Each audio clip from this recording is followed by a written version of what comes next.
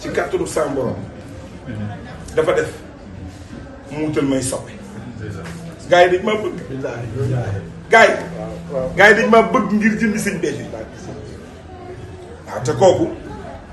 kookoy baleen kumbaay baleen kumba dëkk bu mu dem def na fa lu ne weng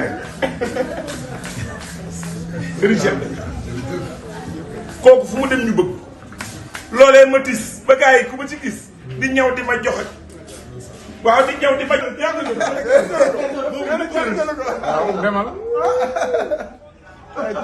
yaa ngi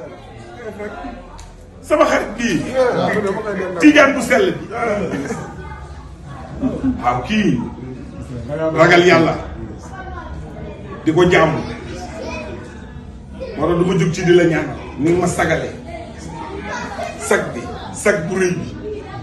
fekk ma fii sama kër bàyyi teral ma oh Xalifa Mbay waay waaw yàlla nga màgg yàlla nga kawe yàlla nga dem ba mu yàgg ngay sinkili waaw naan menteñ naan meles sinkiliku di defi gàmb ba mu yàgg ngay ñekkas rek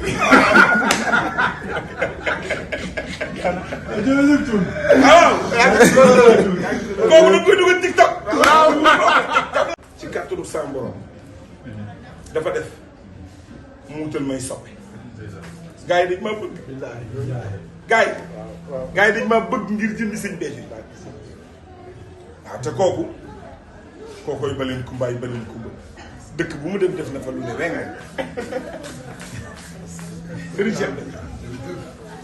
kooku fu mu dem ñu bëgg loolee ma tis ba gars yi ku ma ci gis di ñëw di ma joxe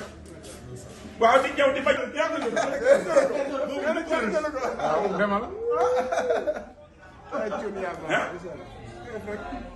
sama xarit bii tijaan bu sell bi waaw kii ragal yàlla di ko jàmm moo tax du ma jóg ci di la ñaan ni ma sagale sag bi sag bu rëy bi fekk ma fii sama kër bàyyi teral ma oh Xalifa Mbay waay waaw yàlla nga màgg yàlla nga kawe yàlla nga dem ba mu yàgg ngay sinkili waaw naan menteñ naan meles sinkiliku di defi gàmb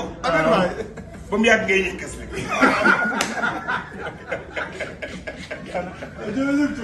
waaw kooku da koy dugal TikTok